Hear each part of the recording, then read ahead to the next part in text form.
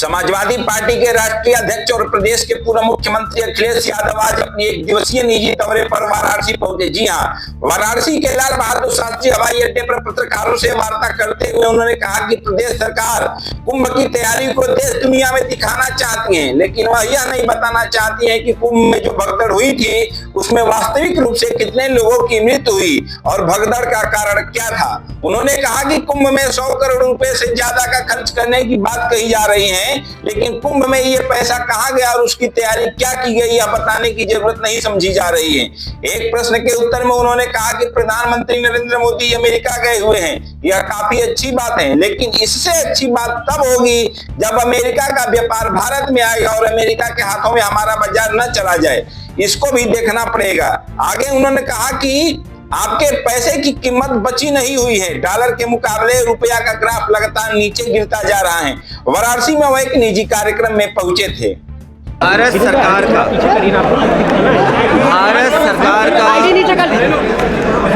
अब तक का सबसे बड़ा बजट पेश हुआ है।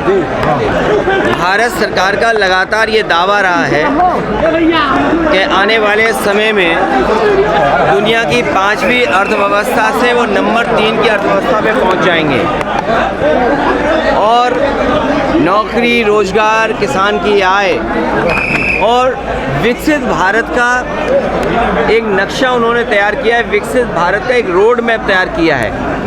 लेकिन बजट आने के बाद जो मायूसी छाई, जो आंकड़े सामने नज़र आए कि न इससे विकसित भारत बनने जा रहा है, न इससे कोई अर्थव्यवस्था जिस रफ्तार से बढ़ाना चाहते थे बढ़ने जा रही है, न किसान की आय दोगुनी हुई, नौकरी के नाम पर भी रोजगार नौकरी नहीं दे पा रही सरकार। जो लोग कहते थे मैन्युफैक्चरिंग में हम मेक इन इंडिया या और जो नारे दिए थे, जब वो सब असफल हो गए तो चोरी छिपे जानबूझ करके वो बिल लेकर के आए हैं। बिल इसलिए लाए हैं कि बजट की मायूसी है, बजट से कोई उपलब्धि नहीं है, इसलिए जानबूझ करके अपना पुराना जो उनका तरीका है, पुराना तरीका है वक्त बिल ला करके लोगों के अंदर बहस छेड़ देना, यही उनका हमेशा काम करने का तरीका रहा है। मुख्यमंत्री जी कह रहे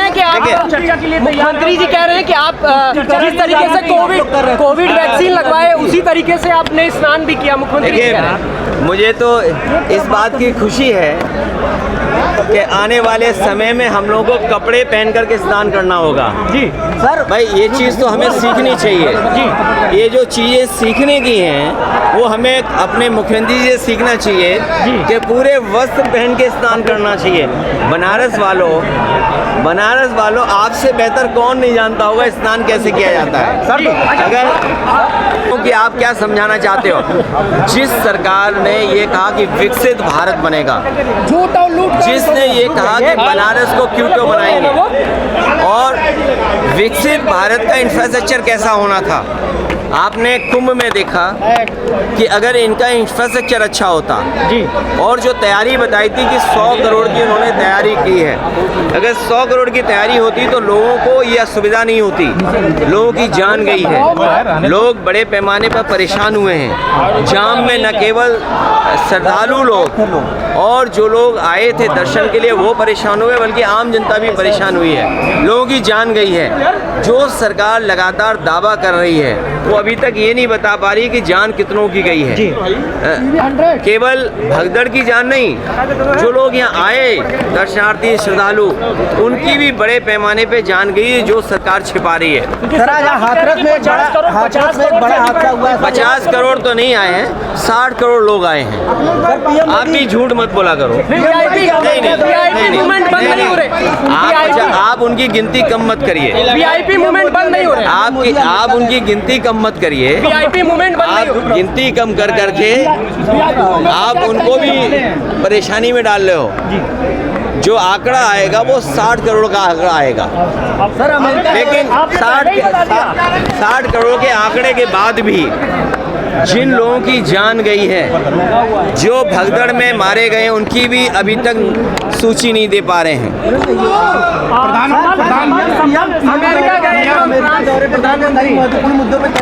ये तो अच्छी बात है, अमेरिका जाना चाहिए और अमेरिका जाना चाहिए, अमेरिका से व्यापार ऐसा लाएं जिससे हमारे लोगों की खुशहाली हो।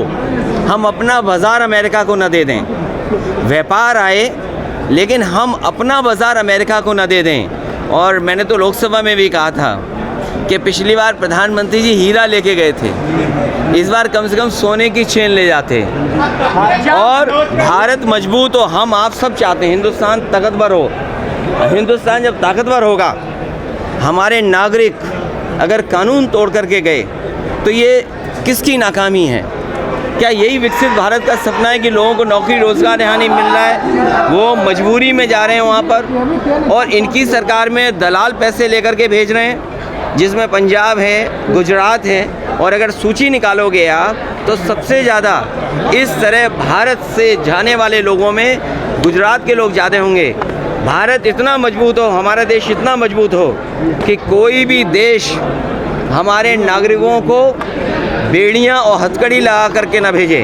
और फिर अमृत काल में अमृतसर उतारना, ये कहीं ना कहीं भारत को और हिंदुस्तान को नीचा दिखाने की कोशिश थी। अमृत काल में अमृतसर में उतारना बेड़ियों के साथ और हथकड़ियों के साथ, ये हमारे भारत की और हिंदुस्तान के नीचा दिखाने की कोशिश हुई है। इसलिए मैंने कहा व्यापार हो, व्यापार मजबूत हो, लेकिन भारत सरकार अपना बाजार उनके हवाले न कर दे।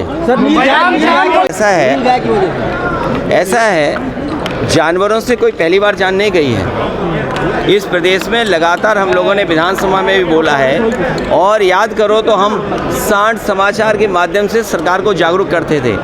बड़े पैमाने पे लोगों की जान गई है। मरने वालों के प्रति संवेदना और दुख प्रकट सरकार को भी करना चाहिए, उन परिवारों की मदद करनी चाहिए सरकार को। अजय जी, इंडी गठबंधन में कांग्रेस की भूमिका से आप संतुष्ट हैं? अभी भूमिकाएं सभी दलों की और बढ़ेंगी। संतुष्ट हैं कांग्रेस से? भाई आप और सवाल उठ रहे हैं।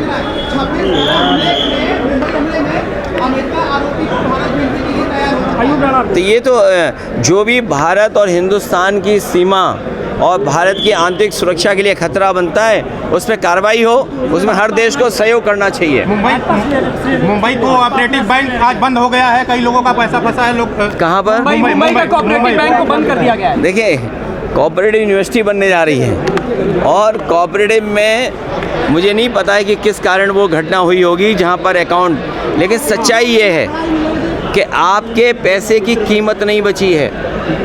जो लोग अगर रिबेट भी दे रहे हैं या आपके 12 लाख पर कर रहे हैं, तो बताओ महंगाई क्या है? अगर महंगाई कम कर देते तो शायद सबको लाभ मिलता। और आपसे बेहतर कौन जानेगा, कोविड के बाद इनमें से किसी का वेतन नहीं बढ़ा है। तो अब देखो मुस्कुराए, कोविड के बाद से जितना इनका वेतन कम हुआ, उससे ज़्यादा इनका वेतन नहीं बढ़ पाया। सर, वो 20